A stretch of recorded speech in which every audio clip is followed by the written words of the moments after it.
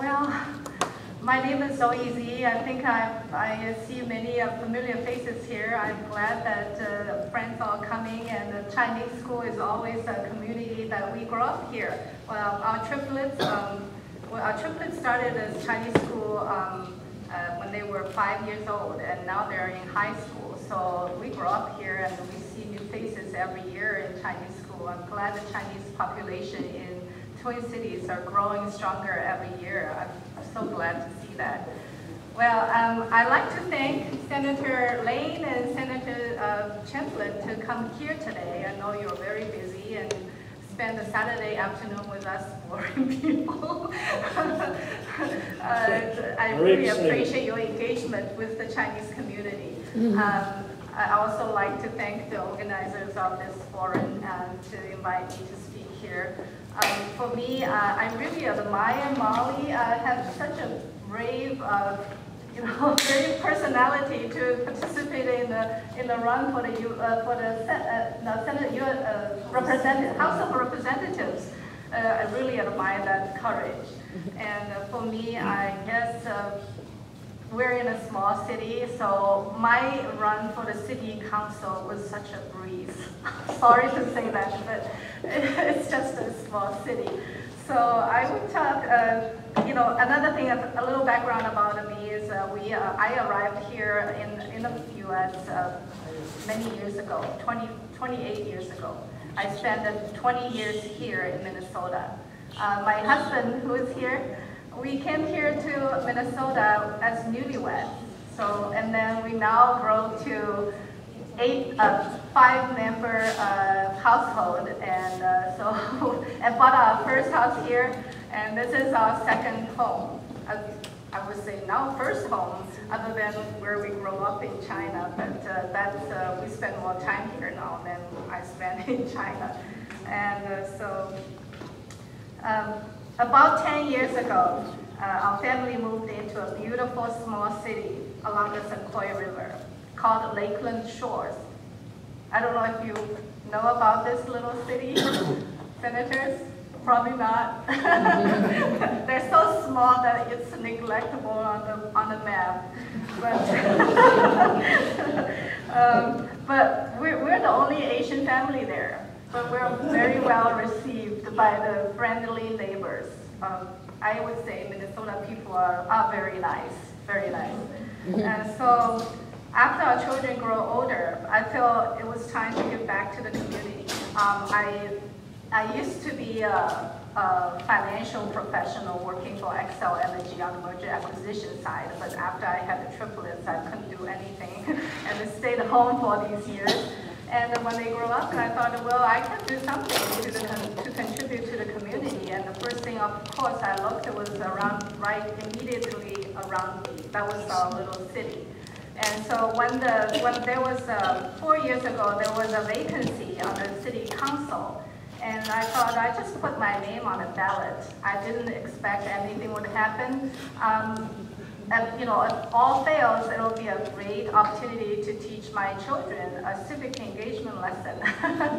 So I just put it there, and I didn't really pay attention to it. But we also worked a little bit, with the talk to the neighbors, and we say we will be try to be the city council member.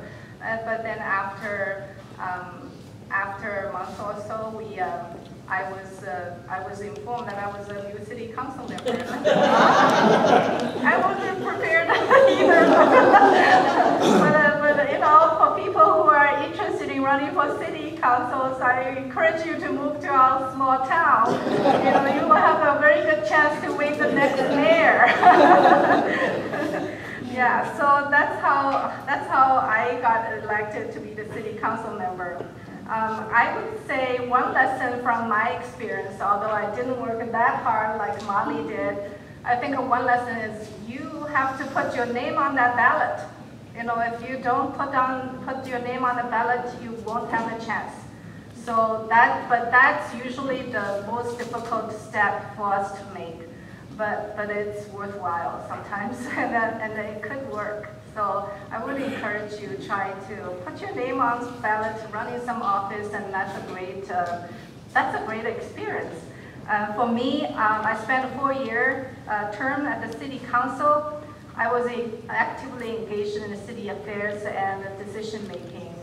My background as a CPA and real estate agent and insurance type agent, I think all comes to play when you manage a small city like this. We don't have people separated for this is doing the doing the budget and this is doing the. So we kind of city council with 4 council members and 1 mayor. We take care of everything. And most of us actually is kind of a volunteer. We don't have a full-time staff on the city council either.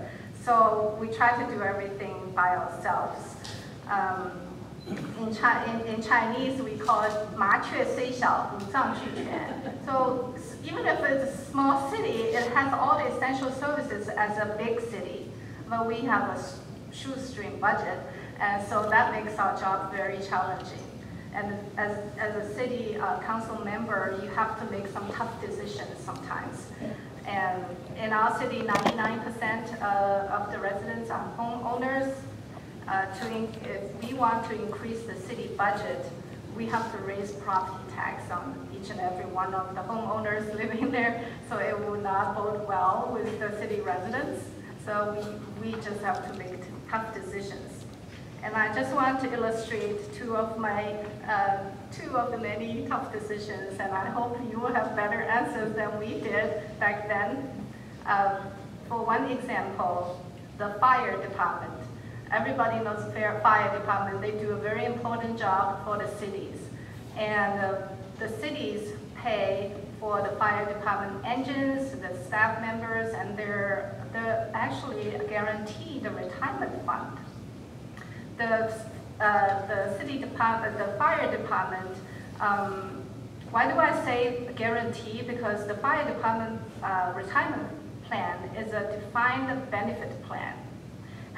Senator Chandler, you know about the defined benefit plan? Yes, we do. Well, it's different from most of us. We have a defined contribution plan where we put some money into your 401k and we hope the money will grow when you retire. If the stock market crashes, too bad. Nobody will show you up and give you money here. It's your retirement fund. But for a fire department, it's a guaranteed benefit retirement fund. So when the fire department retirement fund drops to a certain level, the cities actually have to step in and pay the difference, pay for the loss. And so that's a little bit kind of put the city and the retirement fund into a little potential conflict of interest. Because the retirement fund hire a fund manager to use and manage the retirement money, but the fund manager will use more aggressive investment approach. So they put significantly more investment in the equities and less in the bonds. So having gone through some ups and downs of the stock market, most city council members had some concerns over the fund manager's aggressive approach. But the city actually does not have authority to change that. So later on, when the fire chief proposed a retroactive pay raise, the city council had a hard time to approve it, and we tabled it to next meeting. I think it's still tabled sometime right now. So that was a tough decision because our hearts are with the fire department. They help us to do a very important job. I hate not to increase their pay raise, but if it's a retroactive pay raise, it not only affected their pay right now, it also affected their retroactive pay and plus the retirement. So that kind of complicates things, and it's a small city, but it has kind of all the struggles that the senators struggle in the higher level of state. So that's one tough decision to make. Another one is our city proposed a new brush ordinance. The new brush ordinance would require homeowners to cut trees and brushes within the city right-of-way. Our community has been there for more than 100 years, and some trees were there like before the city roads were built. There was really no compelling issue of the city of the trees, except maybe a few city street corners. The trees might have to be cut back to improve the visibility. But some city officials are very adamant on insisting it's time for everybody to cut their trees, you know.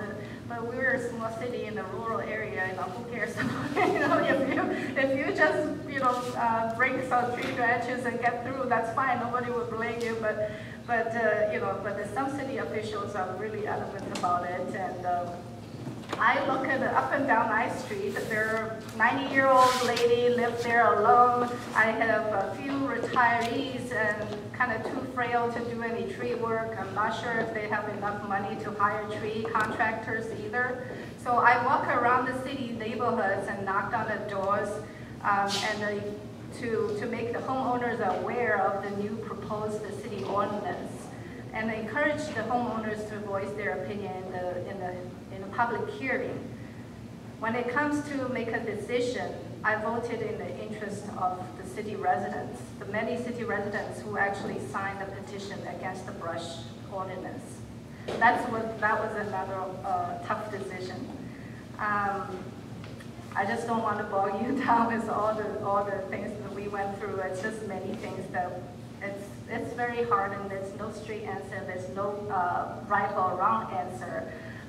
There are interests of different parties, and you have to balance, you have to negotiate, same as the senators, but it's in the small city level. So those are the two hard decisions I made. When my term ended, I was looking for more ways to contribute to the community. Perhaps on a larger scale, I'm thinking, I found this opportunity at the Council on Pacific Minnesotans. The council is not very familiar with the Chinese community because it has not been able to reach us in the past. And I'm working hard to change that. And I'm glad that in the past couple of months I was on the board. Already in the Chinese community, there are lots of members learn to know that the council was a government branch trying to represent the Asian and Pacific communities. And its job is to bridge the Asian communities with the legislators. We have 11 community members and 4 legislative members. We're very lucky to have Senator Lane and Senator Chamberlain both on the legislative board. So they're the big boss. We're all working under them. I'm glad that Senator Lane, you set a strategic plan. We're working hard on it. We are, everybody's assigned a couple of committees, and we try to get together sometime in the next month or so, try to come up with a strategic plan. So we're working hard on that. My goal as a community board member is to keep the Chinese community informed, engaged, and involved in government policy making to ensure that our Chinese community interests are considered when the legislators are making new laws. I also need a continued support from all of you, other friends in the Chinese community. And I think that's about it. Thank you very much for coming. I would encourage all of you to speak to your House of Representatives and the senators in your districts about the issues that you are passionate about. And I wish all of you success in your civic engagement endeavors.